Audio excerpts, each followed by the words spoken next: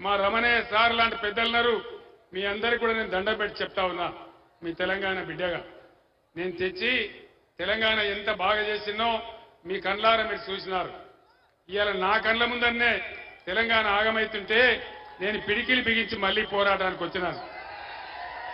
జగిత్యాలలో ఉండే రచయితలు, మేధావులు, విద్యావంతులు అందరితో నేను కోరుతా ఉన్నా, చేతుల కృష్ణా గోదావరి నీళ్లు పొడగొట్టుకోవద్దు, మన తెలంగాణ హక్కులు పొడగొట్టుకోవద్దు, మన నిధులు మనం తెచ్చుకోవాలి, అందరం కలిసి ముందుకు పోవాలి.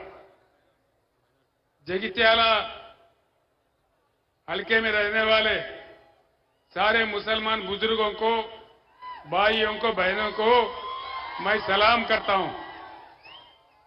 आप तमाम लोगों से मैं अदबन गुजारिश करता हूं, सोचिए, दानिशमंदी से सोचिए, आज देश का हालत क्या है, क्या हो रहा है इस देश में, क्या ऐसा ही चलना चाहिए? हिंदू, मुसलमान, क्रिश्चियन सभी मिलकर भाईचारे से जीना चाहिए, वो हमारा देश का उसूल है। ये देश किसी का नहीं है, ये देश सभी का है, देश में रहने वालों का है। बीआरएस पार्टी एक सेक्युलर पार्टी है। जब मैं जद्दोजहद चला रहा था तेलंगाना का, उन दिनों मैं कहा अल्लाह के घर में देर है लेकिन अंधेर नहीं। अल्लाह का करम हुआ, हमारे को तेलंगाना हासिल हुआ और तेलंगाना में कैसा कैसा काम किए, सभी को कैसा साथ लेके चले। गरीब हिंदू लोगों को बदकमा तोहफा भेजा मैंने, मुसलमान भाइयों को रमजान तोहफा भेजा। क्या अब रमजान तोहफा आया इस बार? आया? नहीं आया? क्यों नहीं आया? क्या मतलब है? क्या मतलब है इसमें? हम सभी मिलकर जीने वाले हैं, इसीलिए आप कहीं गुमराह होके कांग्रेस को वोट देंगे तो खामखा बीजेपी जीत जाएगा, इसमें कोई फायदा नहीं है। इसलिए सारे मुसलमान कौम से, बुजुर्गों से मैं गुजारिश करता हूं कि आप बीआरएस के तायद कीजिए, बीआरएस को वोट डालिए।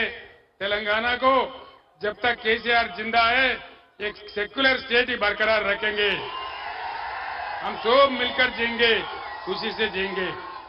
माइनॉरिटी बच्चों के लिए मैंने कितना बेहतरीन रेजिडेंशियल स्कूल खोला और बच्चे किस अंदाजे में पढ़ रहे हैं वहां पे, आप देख रहे हैं। ऐसे कई चीजों में हम सबको मिलकर अगर आगे बढ़ना है तो बिल्कुल बीआरएस पार्टी को जिताइए, इतना मैं आपसे अपील करता हूं। సోదరులారా, మీ అందరికీ నాది ఒకటే మనవి, కాంగ్రెస్ మెడలు వంచి, ఈ ప్రభుత్వం మెడలు వంచి 6 గ్యారెంటీలు అమలు చేయించాలంటే బీఆర్ఎస్ పార్టీ గెలవాలి.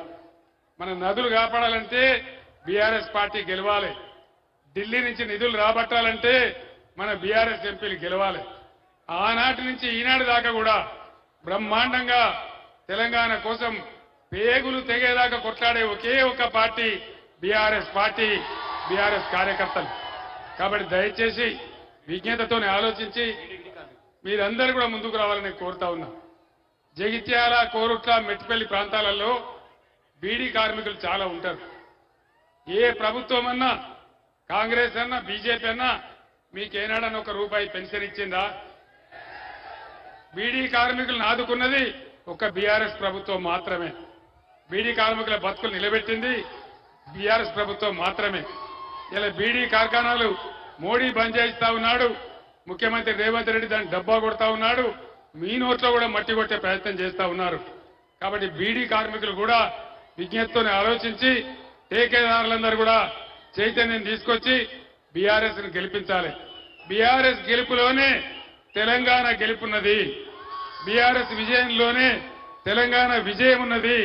కాబట్టి దయచేసి మేధావులు, విద్యార్థులు, యువకులు అందరూ కూడా విజ్ఞతతోనే ఆలోచించి బ్రహ్మాండంగా బీఆర్ఎస్ పార్టీని గెలిపించండి. కేసీఆర్ గుండె చీల్చితే తెలంగాణ ఉంటుంది. కేసీఆర్ బతుకున్నంత వరకు తెలంగాణ కోసం అంకితమై పోరాడతాడు తప్ప నాకు వేరే లక్ష్యం లేదు.